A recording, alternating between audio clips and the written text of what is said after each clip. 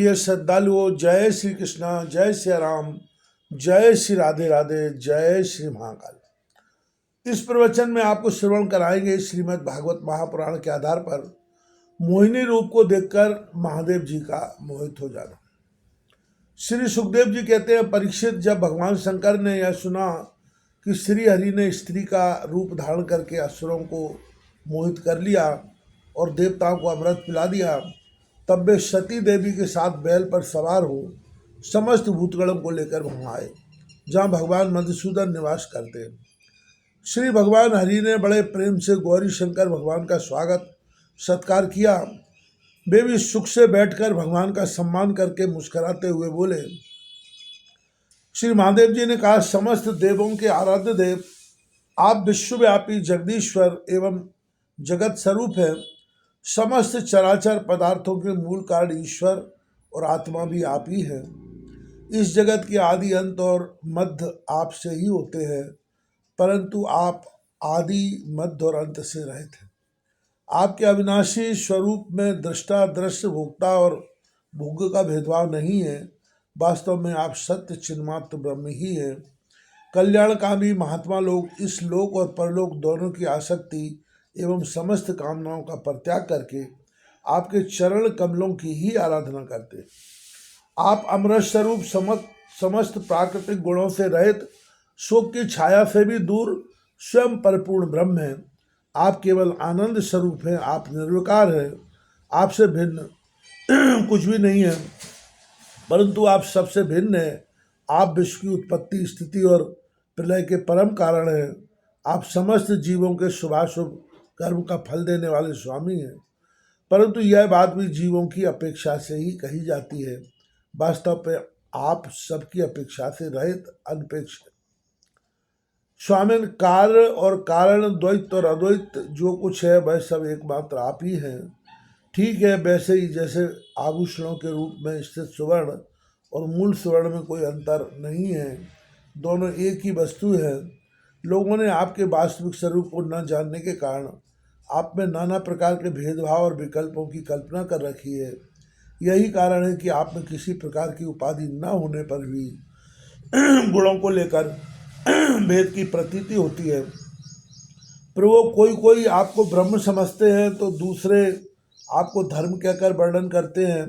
इसी प्रकार कोई आपको प्रकृति और पुरुष से परे परमेश्वर मानते हैं तो कोई बिरला, विमला, उत्कर्षणी, ज्ञान क्रिया, योगा, प्रही, सत्या, ईशाना और अनुग्रह, इन 9 शक्तियों से युक्त परम पुरुष तथा दूसरे क्लेश कर्म आदि के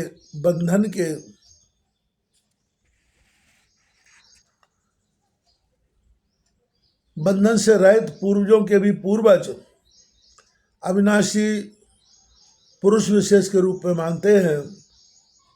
प्रभु में ब्रह्मा और मरीच आदि ऋषि जो सत्वगुण की सृष्टि के अंतर्गत है, जब आपकी बनाई हुई सृष्टि का भी रहस्य नहीं जान पाते, तब आपको तो जान ही कैसे सकते हैं। फिर जिनका चित्त माया ने अपने बस में कर रखा है और जो सर्वदा रजोगुणी और तमोगुणी कर्मों में लगे रहते हैं, वे असुर और मनुष्य आदि तो भला जानेंगे ही क्या। प्रभु, आप सर्वात्मक एवं ज्ञान स्वरूप हैं, इसलिए वायु के समान आकाश में अदृश्य रहकर भी आप संपूर्ण चराचर जगत में सदा सर्वदा विद्यमान रहते हैं तथा इसकी चेष्टा, स्थिति, जन्म, नाश, प्राणियों के कर्म एवं संसार के बंधन, मोक्ष सभी को जानते हैं। प्रभु, आप जब गुणों को स्वीकार करके लीला करने के लिए बहुत से अवतार ग्रहण करते हैं, तब मैं उनका दर्शन करता ही हूँ। अब मैं आपके उस अवतार का भी दर्शन करना चाहता हूँ जो आपने स्त्री रूप में ग्रहण किया था, जिससे दैत्यों को मोहित करके अपने देवताओं को अमृत पिलाया। स्वामिन, उसी को देखने के लिए हम सब आए हैं। हमारे मन में उनके दर्शन का बड़ा कौतूहल है। सुखदेव जी कहते हैं, जब भगवान शंकर ने विष्णु भगवान से यह प्रार्थना की, तब वे गंभीर भाव से हंसकर शंकर जी से बोले। श्री विष्णु भगवान ने कहा, शंकर जी, उस समय अमृत का कलश दैत्यों के हाथ में चला गया था, अतः देवताओं का काम बनाने के लिए और दैत्यों का मन एक नए कौतूहल की ओर खींच लेने के लिए ही मैंने वह स्त्री रूप धारण किया था। देव शिरोमणि आप उसे देखना चाहते हैं, इसलिए मैं आपको वह रूप दिखाऊंगा। परंतु वह रूप तो कामी पुरुषों का ही आदरणीय है, क्योंकि वह काम भाव को उत्तेजित करने वाला है। सुखदेव जी कहते हैं कि इस तरह कहते कहते भगवान विष्णु वहीं अंतर ध्यान हो गए और भगवान शंकर सती देवी के साथ चारों ओर दृष्टि दौड़ाते हुए वहीं बैठे रहे। इतने में ही उन्होंने देखा कि सामने एक बड़ा सुंदर उपवन है, उसमें भांति भांति के वृक्ष लग रहे हैं जो रंग बिरंगे फूल और लाल लाल कोपलों से भरे पूरे हैं। उन्होंने यह भी देखा कि उस उपवन में एक सुंदर स्त्री गेंद उछाल उछाल कर खेल रही है। वह बड़ी ही सुंदर साड़ी पहने हुए है और उसकी कमर में करधनी की लड़ियां लटक रही हैं। गेंद के उछलने और लपक कर पकड़ने से उसके स्तन और उन पर पड़े हुए हार हिल रहे हैं। ऐसा जान पड़ता था मानो उनके भार से उसकी पहली कमर पग पग पर टूटते टूटते बच जाती है। वह अपने ऊपर लाल लाल पल्लवों के समान सुकुमारी चरणों से बड़ी कला के साथ ठुमुक ठुमुक चल रही थी। उछलता हुआ गेंद जब इधर उधर छलक जाता था तब वह लपक कर उसे रोक लेती थी। इससे उसकी बड़ी बड़ी चंचल आंखें कुछ उद्विग्न सी हो रही थी। उसके कपोलों पर कानों के कुंडलों की आभा जगमगा रही थी और घुंघराली काली काली अलकें उन पर लटक जाती थी, जिससे मुख और भी उल्लसित हो उठता था। जब कभी साड़ी सरक जाती और केसों की बेड़ी खुलने लगती तब अपने अत्यंत सुकुमार बाएं हाथ से वह उन्हें सवार कर लिया करती। उस समय वह दाहिने हाथ से गेंद उछाल उछाल कर उसे जगत को अपनी माया से मोहित कर रही थी। गेंद से खेलते खेलते उसने तनिक सलज्जता भाव से मुस्कुराकर तिरछी नजर से शंकर जी की ओर देखा। बस उसका मन हाथ से निकल गया। वे मोहिनी को निहारने और उसकी चितवन के रस में डूबकर इतने बेहल हो गए कि उन्हें अपने आप की भी सुध न रही। फिर पास बैठी हुई सती और गणों की तो याद ही कैसे हो सकती है। एक बार मोहिनी के हाथ से उछलकर गेंद थोड़ी दूर चला गया, वह भी उसी के पीछे दौड़ी। उस समय शंकर जी ने देखते देखते वायु ने उसकी झीनी सी साड़ी करधनी के साथ ही उड़ा दी। मोहिनी का एक एक अंग बड़ा ही रुचिकर और मनोरम था। जहाँ आंखें लग जाती लगी ही रहती। यही नहीं, मन भी वहीं रमण करने लगता। उसको इस दशा में देखकर भगवान शंकर उसकी ओर आकृष्ट हो गए। उन्हें मोहिनी भी अपने प्रति आसक्त जान पड़ती थी। उसने शंकर जी का विवेक छीन लिया था। वो उसके हाव भाव से कामोत्तर हो गए और भवानी के सामने ही लज्जा छोड़कर उसकी ओर चल पड़े। मोहिनी बस्त्रीन तो पहले ही हो चुकी थी। शंकर जी को अपनी ओर आते देखकर बहुत लज्जित हो गई। वह एक वृक्ष से दूसरे वृक्ष की आड़ में जाकर छिप जाती और हंसने लगती, परंतु कहीं ठहरती न थी। भगवान शंकर की इंद्रियां अपने बस में नहीं हैं। वे काम बस हो गए थे, अतः हथनी के पीछे हाथी की तरह उसके पीछे पीछे दौड़ने लगे। उन्होंने अत्यंत वेग से उसका पीछा करके पीछे से उसका जूड़ा पकड़ लिया और उसकी इच्छा न होने पर भी उसे दोनों भुजाओं में भरकर हृदय से लगा लिया। जैसे हाथी हथनी का आलिंगन करता है, वैसे ही भगवान शंकर ने उसका आलिंगन किया। वह इधर उधर खिसक कर छुड़ाने की चेष्टा करने लगी। इसी छीना झपटी में उसके सिर के बाल बिखर गए। वास्तव में वह सुंदरी भगवान की रची हुई माया ही थी। इससे उसने किसी प्रकार शंकर जी के भुजपात से अपने को छुड़ा लिया और बड़े वेग से भागी।